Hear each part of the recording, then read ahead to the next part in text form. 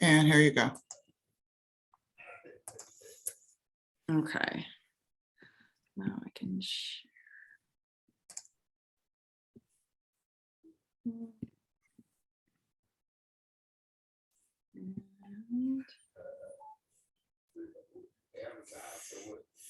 Okay. Make sure I can see everybody. All right. Good evening, everybody. I'm Dr. Turner. I'm the director of the ABA programs here at USJ. Before we get started, if you are comfortable with it, could you turn on your cameras and your mics? I just want to see who's here and get to know a little bit about you before I go into more details.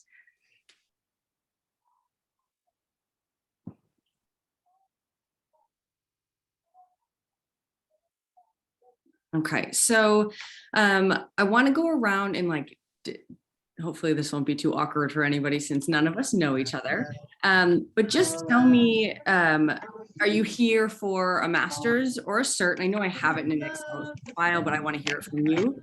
And what you're looking to get out of this program. So why are you here tonight? What information are you looking for? What are you deciding between? Just give me a little bit of context. I can start. Okay. Somebody has some music going on in the background. Oh, I'm sorry. That's probably me. I'm at Barnes and Noble. I can type if you want. Oh, there's a better way to do that. Well, just talk and. Okay, I'm sorry. I'll mute it right. Mute. I'm done. Yeah, don't Yes. worry. Okay. Hi, my name is Amanda. Amanda. And I'm currently using my work computer, so I'm probably under a different name right now. Okay. But I'm currently a early childhood educator. I've been Okay. working with preschool for 8 years, and I'm really interested in this program because I work with a variety of different type of children, and I've recently kind of gotten to a standstill with some behaviors that I'm coming across. And I usually am able to make huge breakthroughs with a lot of my students. But I've kind of, for the past couple of months, I don't have the resources or the education to further help the students that I'm having right now. Okay. So I've been coming across a lot of what your program offers, and I'm super interested in. I just want to be able to one day open my own early childhood education center and have that background to help the kids. Great. So do you already have a master's in early education, or would you be coming for the master's degree in ABA? I will be coming for the master's degree. I have a bachelor's in early childhood. Okay, wonderful. Okay, that's good to know. I just want to make sure, so I'll kind of tailor what I talk about to certain people as we get there. So thank you. And now you can mute the lovely Barnes and Noble music. I can go next. So Sure. currently I am like a junior/senior. I'm graduating in December. Okay. And I'm hoping to get the master's. And I think I want to become like a BCBA and like work at a clinic or something. Currently I'm going for special education and human service and human development. Okay. So even if I go back to the teaching route, I would definitely use at least ABA theories, even Absolutely. if I'm not a practicing BCBA. Absolutely. So I was just You would graduate in December 2022. Correct. Okay, and then you would want to start. So the following fall. Yep. Okay. Perfect. And then also a little bit information about like the Gengris route, because I think that's kind of what I was thinking of going, like doing my working at Gengris and then doing like my practicum and everything there. Well, are you an undergrad at USJ? No. Okay. But I am I think I live like 2 streets away from St. Joe's. So. Oh, wonderful. Yeah. But I will definitely talk about our practicum at Gengris Center, and there are a lot of benefits to working there. So it works out very well for a lot of students. So excellent. Next. Introduce myself next. Okay. I'm actually a teacher at the Gengris Center, so we'd be happy to have you. I am looking to do the certificate program just to enhance programming within my own classroom. And while I am still undecided if I want to be BCBA, having the certificate, I feel like will kind of give me a good basis of where I want to go in my career. And the supervision hours are always available, maybe not at Gengris, but just to see where I see myself going in the future. But I think for now, just using the ABA in my classroom would be really helpful. Yeah, excellent. So it sounds like in the email I sent you, you really want to be a teacher. Okay, so good. I'm glad we figured that out though. Yes. Okay, how about the last two? I can go next. Okay, My name is Katie and I work for an ABA company, and Right. I'm really just here to do some information gathering on furthering education and things like that. okay. Do you mind if I ask where you work? Yeah, it's a behavioral health company. It's a behavioral health consulting services, and we Okay. serve all of Connecticut. Okay, I think I have recently heard from your organization. Someone from there reached out a while, maybe, I don't know who it was, but fantastic, welcome. And then the last individual, I don't know your name because it doesn't show up until you speak. Oh, I'm Kwamisha. Okay. I work at the company that Katie works at. Oh, awesome. I am currently a behavior tech. Okay. I have my master's in psychology. You do already. Okay. I've always loved behaviors, so I guess now I actually know exactly what it is that I want to do. So I am just here to kind of see basically what the certification program has and what I need to do and what the requirements are, Okay, because I think I've finally made up my mind. good. It's nice when you figure out what you want and there's actually a career for it. Yeah. So you would be pursuing the certificate. Yes. Okay.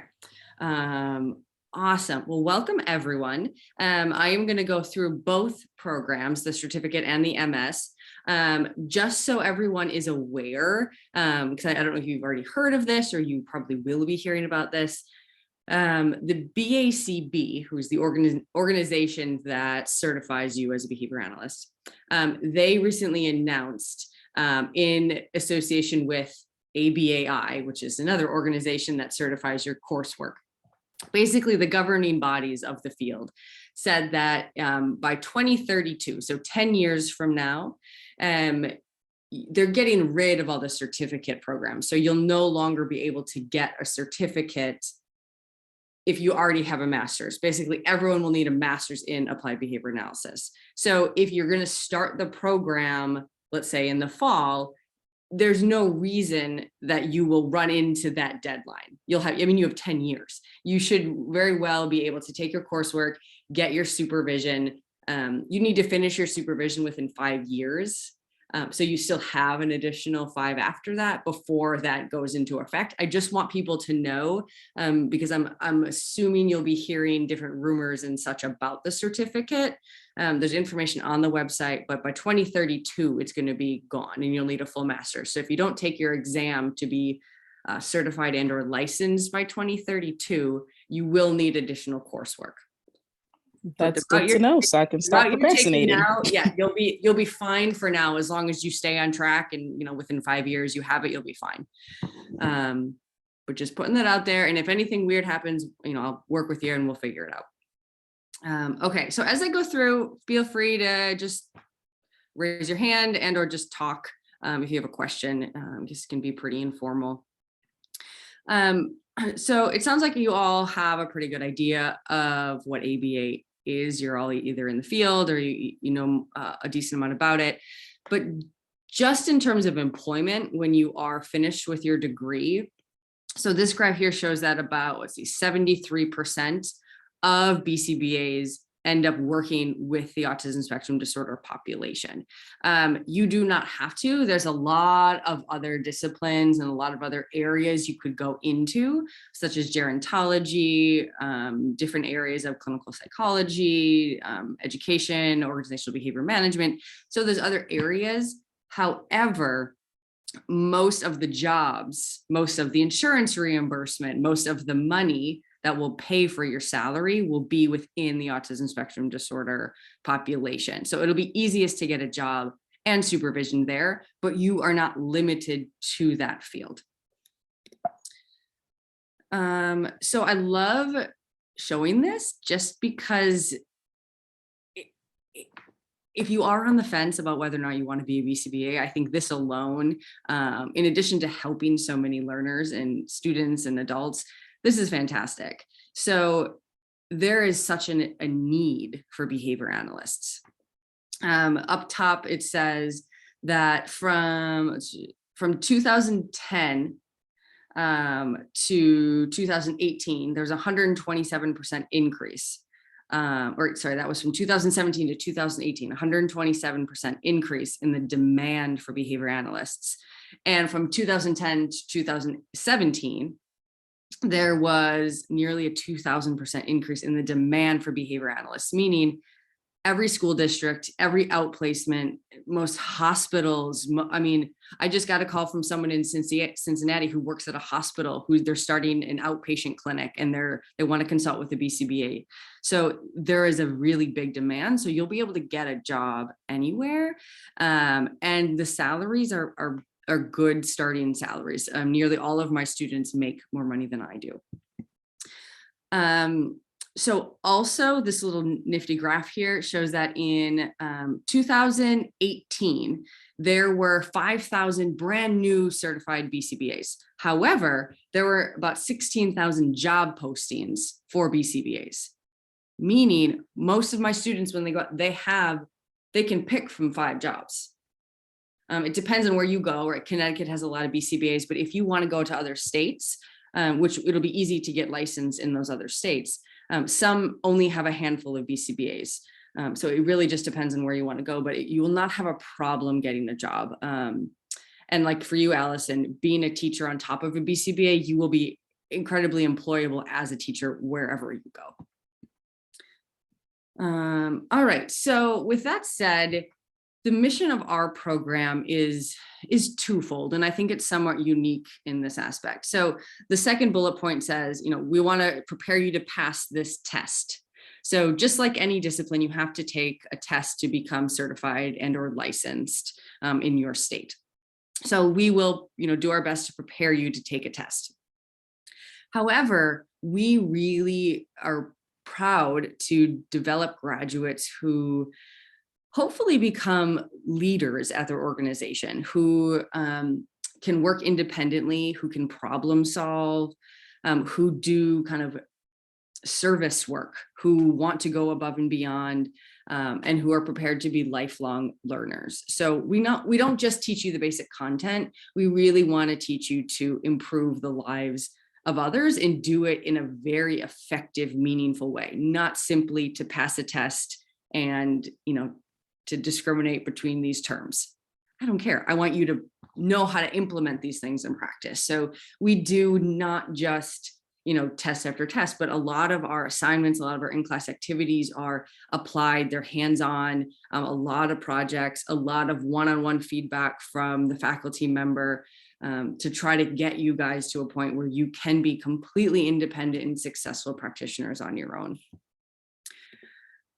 So a little bit of logistics.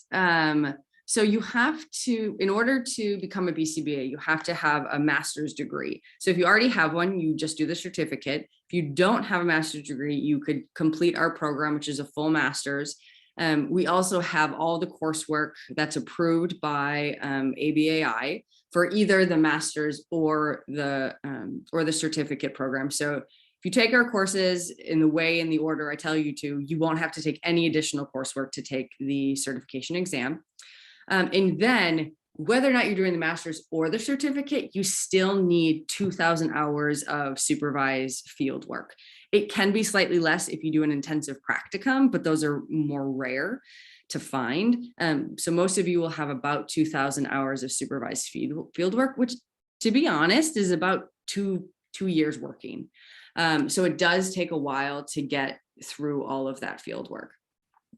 And you can either complete your field work through us at the Jenger Center, which I'll talk about in a little bit, or you can stay at your current ABA employer as long as you have someone there who can supervise you. So once you do all those things, you take the national certification exam. It has nothing to do with us, it's a national exam. And just so you're aware, we have 100% pass rate for the past 2 years for those who completed our practicum at Gengras. So everybody passed on the first attempt. This is significant, not only because it's 100%, but because the national average is 63%, meaning only 63% of people who take this national exam pass it, but 40% of people fail it. So it's a tough test. If you don't do our practicum, but you just do our courses, you have about 80% chance of passing on the first time. And you can take it as many times as you want, and then most of our students will pass after that. And we are expecting a higher number, hopefully in the next week or two, for the 2021 year. Any basic questions on like what you need to do? Okay. So let's get to some of the details. So all of our courses, master's or certificate, are all in the evenings. So we assume that most of you are working during the days at your jobs.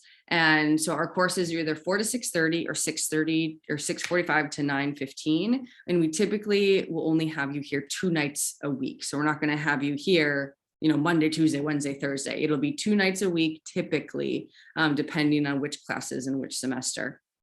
We do run what we call a cohort model. So we currently only have students start in the fall. So whether or not you're in the master's or the certificate program, the first year you take all of your classes together. So let's say we have an incoming class of, you know, 12 to 15 students, you will all take your classes together. If you're in the master's program, you'll take every class with the same group of people. So you really come out with this nice group of colleagues and peers in the field, some people you really get to know pretty well. We have some student groups that are led by students. They do study groups, support groups, kind of what anyone needs in the moment. So our students become close friends is the main point, and that can be helpful, especially when you're going through a master's program, because it's not easy. So we have also unique to our program, we have 4 full-time BCBADs, so behavior analysts at the doctoral level. And I said we're all full-time. So we are on campus full-time. We are there to answer your emails all the time, answer your phone calls all the time, meet with you all the time. You know, it's not like we're there once a week and we do other jobs. This is our primary job. University of St. Joseph is a teaching focused institution, meaning the faculty prioritize their teaching. So all 4 of us are here to help you learn, and we want that. That is why we came into the field. So I currently am the program director and the VCS coordinator and your academic advisor throughout the program. Dr. Mann is our practicum coordinator. So we have someone full-time who can help you find a practicum placement, whether or not it's at the Gengras Center on campus, but she can also help you find a job in the community to help you get your practicum hours. So it's nice that we have someone full-time to help you with that, because that can be sometimes it can be difficult to navigate where you work, what supervision hours you get, just that whole entire process. So we have 3 separate tracks, essentially. For our master's program, we have 2 options. The first option is a part-time, although you technically are full-time in terms of financial aid. However, it's a 3-year program, 45 credits, and the practicum on campus is optional. You do not have summer courses, which some students enjoy, and you typically take about 2 courses per semester. So if you want to do the Gengras practicum, option 1 is typically the best, because you get all of your courses and all of your practicum. Because even if you were to say, hey, I want to go through really fast and get my courses done in 2 years, it really then limits the amount of practicum you can do because you're taking so many courses. So sometimes students may graduate with their degree, but then still have to wait another year or 2 after they graduate to complete their hours. So with the 3-year program, you get all of it in one. So after the 3 years, you're done with all your practicum hours, the 2,000 hours, as well as all of your academic coursework. The option 2 is to do the whole thing, all 45 credits, in 2 years. So here, instead of taking 2 classes per semester, you typically take 3 classes per semester, and you would have some classes over the summer. I think it would be 2 classes over the summer, one the first part of the summer, and then the other the second part of the summer. So you can decide if you want to do the full master's in 2 years or 3 years. It's just how much work you want to do. And then the graduate certificate is 27 credits, and it can be done in a year and a half. And our graduate certificate currently runs through the summer. So for those of you who think there are a couple that want to do the certificate, it's currently 1.5 years to complete. Yes. Question. So essentially, if we did option one, Mhm. to complete the practicum, you essentially can't work, right? You'll have to invest most of your time there at the practicum location. So if you did the practicum on campus, like at Gengras Center on campus, Right. so you work full time. You're a you're technically a teacher's aide. So you Okay. work full time, you get paid full time. So it's a full time job. Okay. Yes. That was my question. I was like, All right, so you Okay. work full time, but then you also at the Gengras Center, there are 3 BCBAs. So one of them would provide you supervision during your actual work day. And then you would meet with them sometimes outside of work, but you can get all your hours done while working full time. You wouldn't also have to work somewhere else. Right. And those are the 2,000 hours that we need to complete that you're referring to, right? Okay. Just making Yes. sure. Thank you. Yep. And I'm going to go back to that in a second. The really nice thing about the Gengras Center, if you choose to work there and you choose to do your practicum there, you get, so the second bullet point says employees receive a tuition waiver up to 2 courses per semester. So if you do the 3-year master's, you typically take 2 classes per semester. So if you work at Gengras as a full-time teacher's aide, you get those 2 classes free every semester. So it's a huge incentive to work at the Gengras Center. Like I'm assuming Allison, you have some nice incentives. She's a teacher at Gengras Center to come back to USJ and take these courses. There's a tuition waiver for those. So if you worked at Gengras, you would complete your supervision hours in your practicum, and you would get both of your courses waived each semester. So huge incentive. However, a lot of people love their job. They have great benefits. They love the staff they work with. They have a great BCBA who can give them supervision. So you don't have to do the Gengras practicum. You can stay where you are. You would just pay for courses. And if you did that, the courses it's $863 per credit across 45 credits, is about 40 grand for the full program. And now this is the full master's program with 45 credits. You'd have to do the math. I don't have the certificate on here, but it would probably be at least 10 grand less. So if you go the Gengras route, like getting a job, do you need to get a job first at Gengras and then like applying to the program, or are you better off applying into the program? Wonderful question.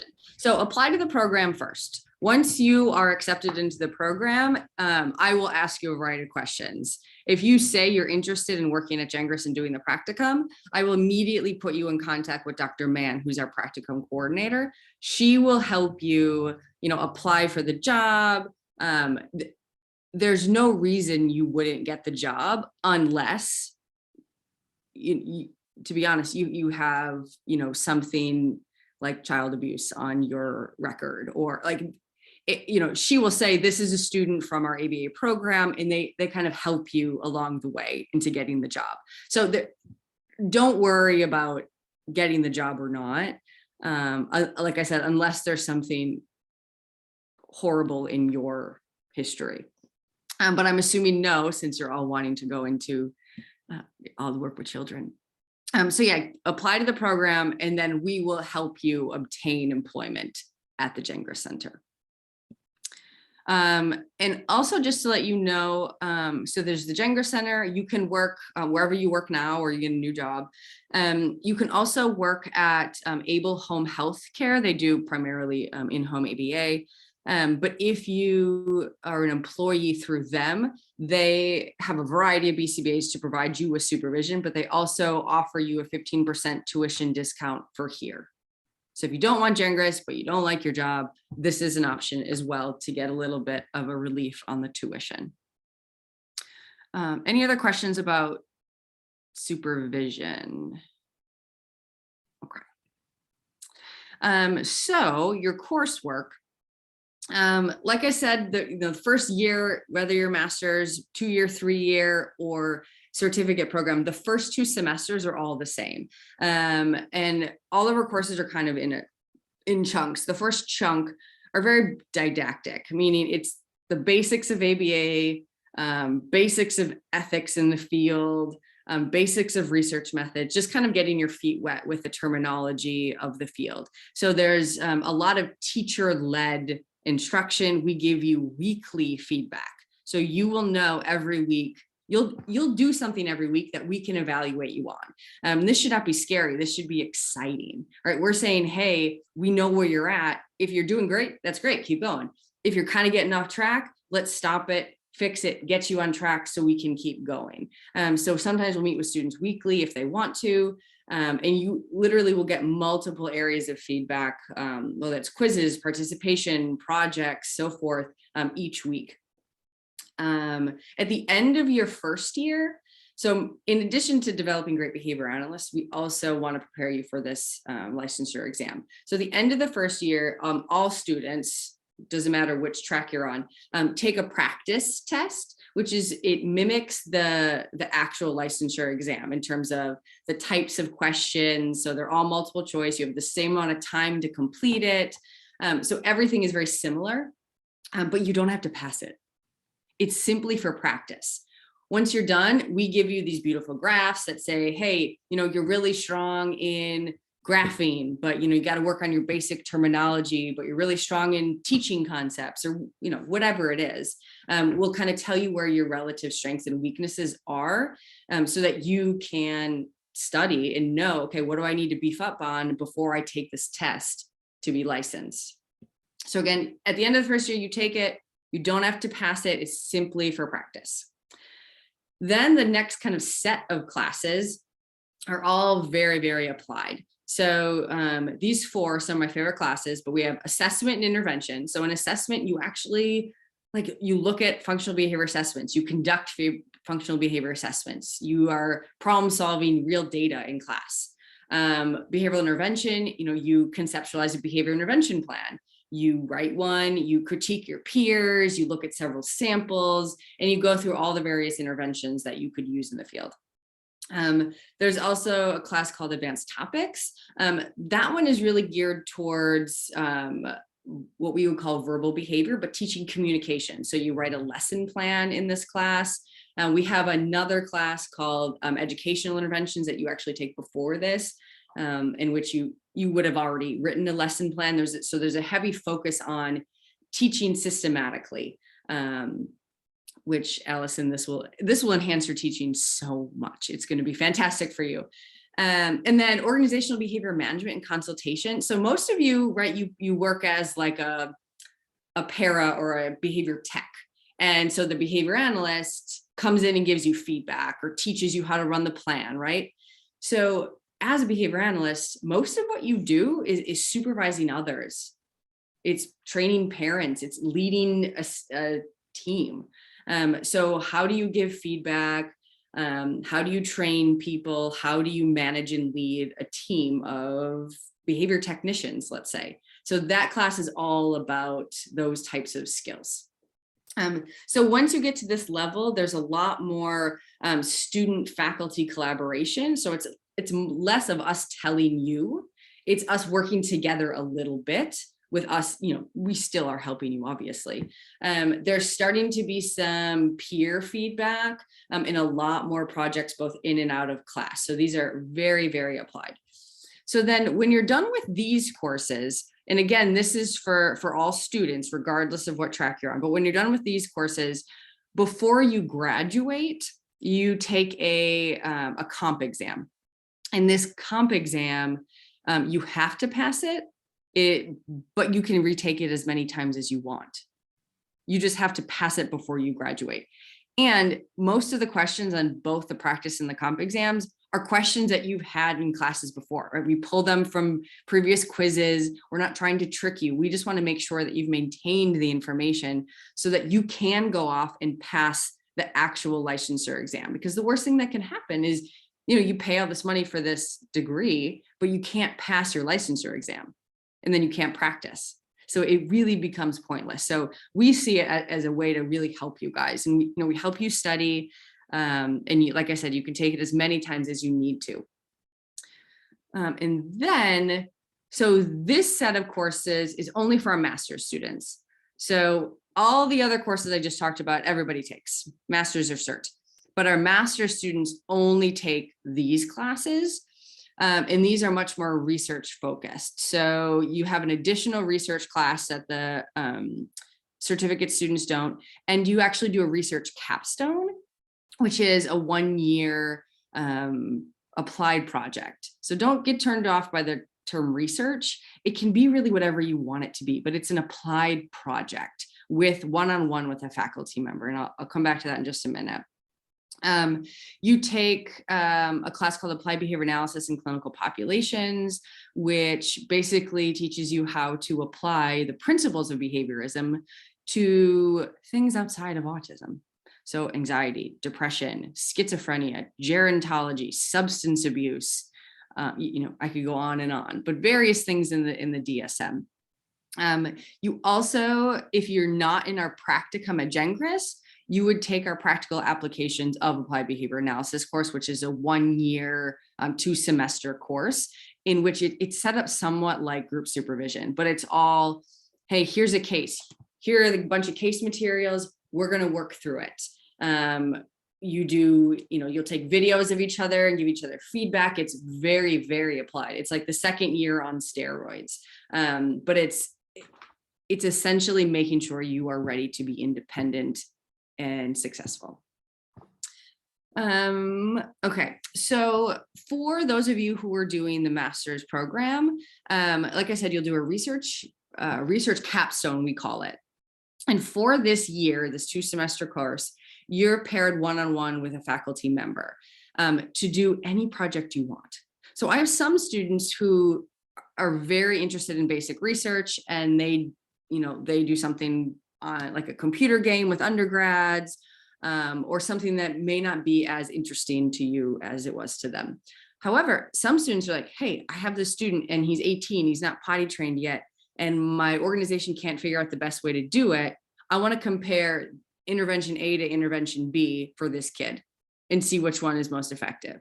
Or I just had a student say, hey, I give my staff in the classroom feedback, but I'm not sure which is the best way to do it. Should I give them feedback right after they work with that kid?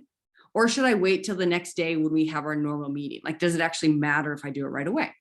So these are all really interesting kind of clinical questions that you can ask. And then your faculty member and you will actually go through the whole process of designing a study, conducting it. You'll have data, you'll present it, but it can be as researchy or not as you want.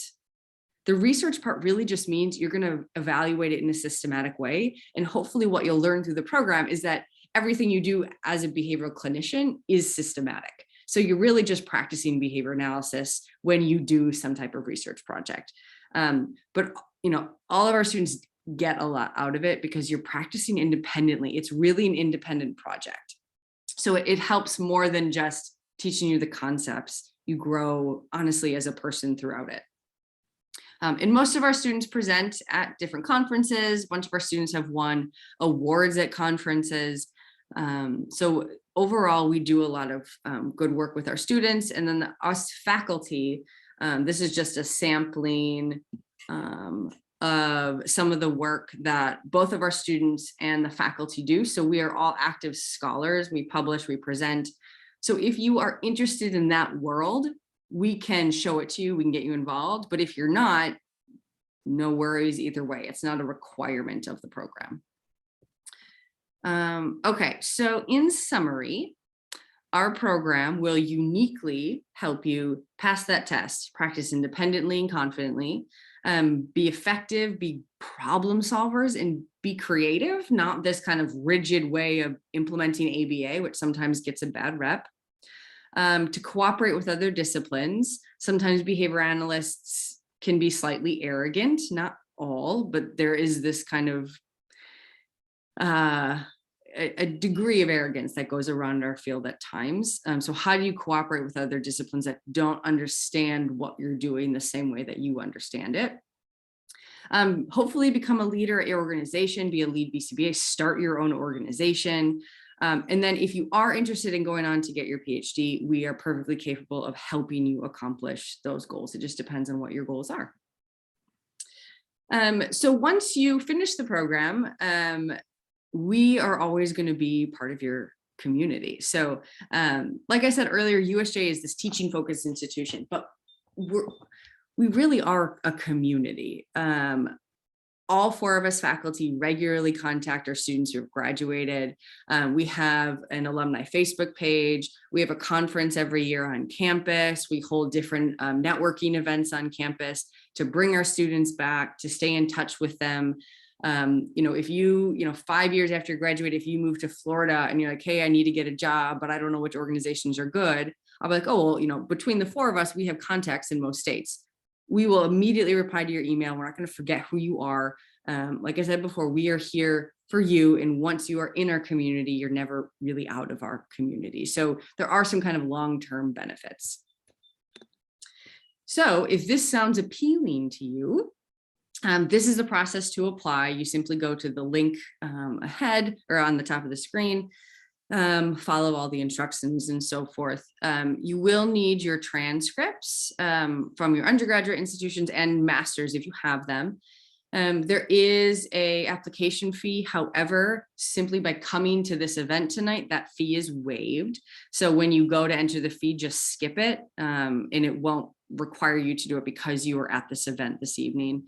You will need 2 letters of recommendation, and I typically recommend that one letter is from someone who knows you academically, so a previous professor, and someone who knows you clinically. So ideally, a behavior analyst that you work with that can kind of speak to your ability to do well in the field. So if you can't get those, that's okay, but that would be the ideal. And 2 strong letters there would really help if, let's say, your GPA was slightly lower. So this isn't on here, but we have a GPA minimum of a 3.0. So if you are slightly below that, we will consider you if you have very strong letters of recommendation and if you can describe why your GPA might be a little bit lower. So you also have to do a program essay where you talk about, why you want to be behavior analysts and so forth.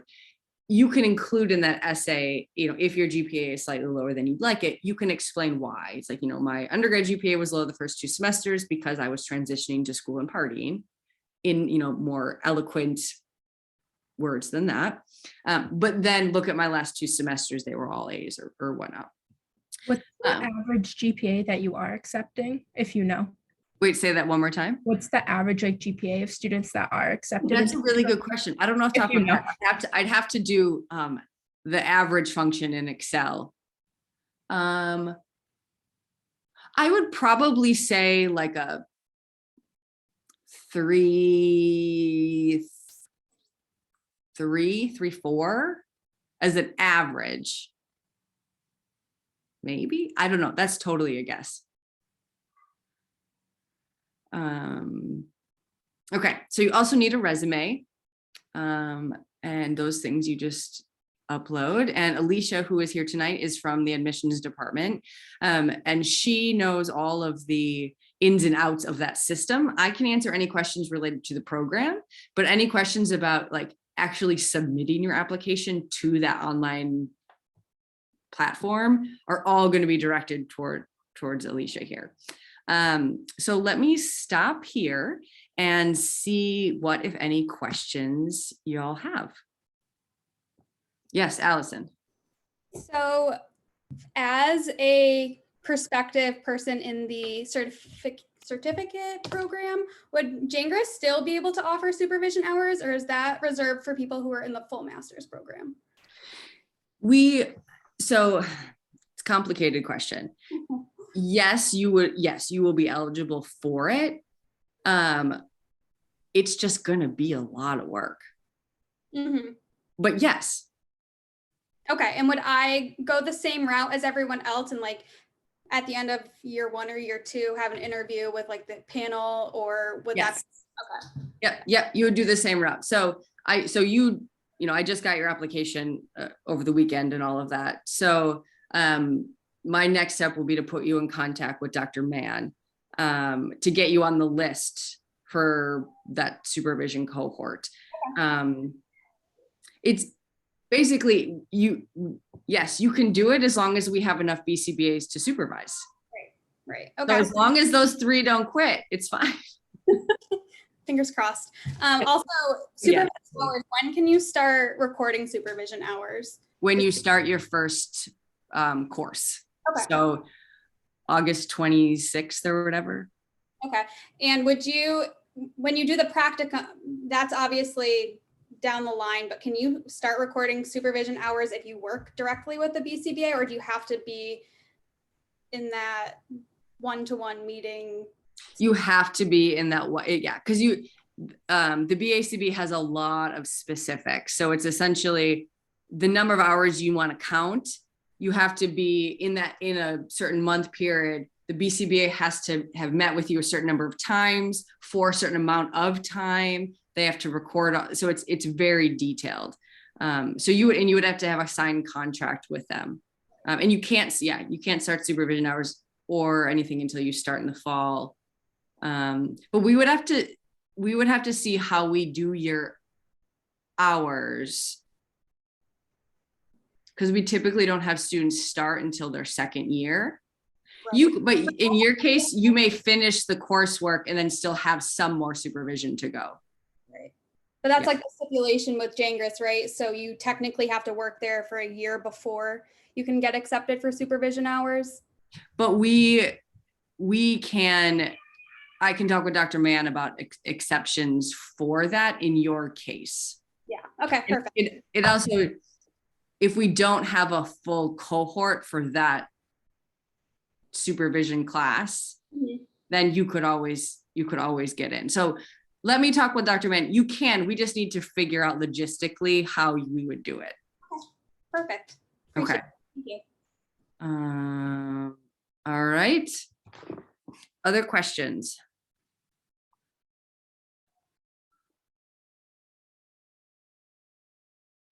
I had a question. It kind of was what you already said about basically when do the hours start being recorded? Because I was wondering, since I think in July it'll be a year since I've been working with the company as a behavior tech, but you kind of answered that Can't part count any already. of that. Yeah. The BAC, if you want, the BACB has tons and tons of information about this on their website, but it's very clear you cannot start accruing any hours until you have your first course.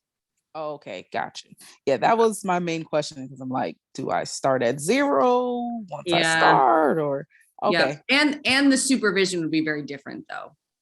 Okay. Like you would be weekly, you would meet with someone weekly to go over exactly what you're doing. You would write lesson plans. You would be doing a lot more for supervision. It's not you just doing the work. It's someone actively teaching you in the field what to do. Okay. Makes sense. Okay. Okay. Other questions? How do we go about financial aid for, do we have to wait until we get accepted into the program? Yeah, so you would apply, and then there is, I think in the letter I send out to you, there's a link to the financial aid department, and then you'd reach out to them. Yeah. There, you still need to complete the FAFSA, the application through the federal application for free student education, FAFSA.gov. So you would need to do that. You need to have your tax returns available for the current year and go through about a 30-minute application, but it's pretty straightforward. Most students will get at least $20,500 per year through federal loans in a graduate program. You have to maintain 2 credits or 6 credits, 2 classes or 6 credits per semester to remain continuously eligible. And that counts for the fall and the spring. So if you decide to go with the 3-year track where you're off in the summer, you're still covered for that yearly application. And that's another point, you have to file it every year to remain, to continue with distribution. I'm done. Thank you. Yes, thank you for that, Alicia. I didn't know any of that. Thank you. Yeah, so she knows all those details. So we are currently accepting now for the fall cohort, and we will continue to accept through like early August.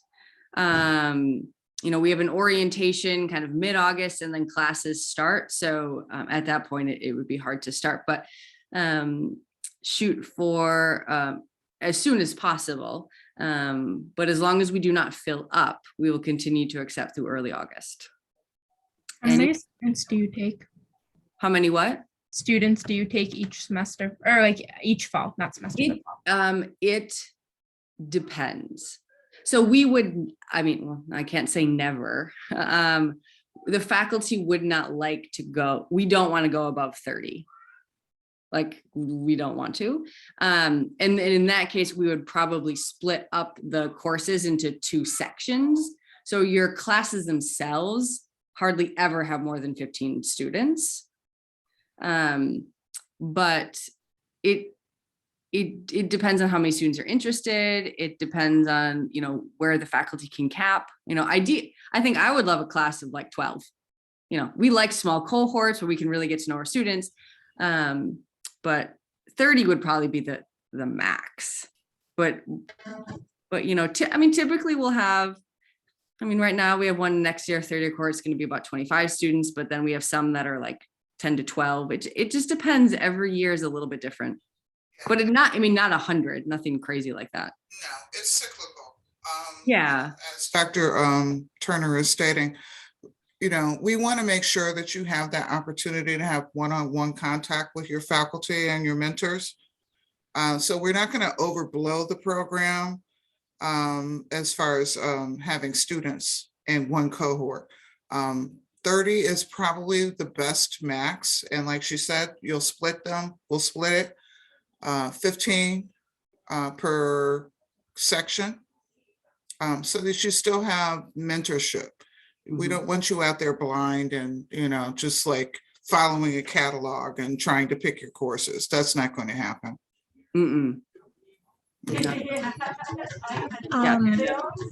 If I choose the 3-year route, am I correct when I think that I'll have to complete the entire master's program before I start a practicum hours, or am I able to work the practicum and the master's at the same time? Most students in our 3-year program do both. They do the coursework and the practicum at the same time. And at the end of 3 years, they're done with everything. Okay, perfect. Thank you. Yep. Anything else? Okay, well, this is my email. Feel free to email me anytime with questions that you think of that you did not ask tonight. Otherwise, I thank you all for coming and listening to me talk for an hour. And I hope to see your applications. Thank you so much. This was very helpful. Good, I'm glad. All right, good night, everybody. Good night. Thank you. Bye. Bye.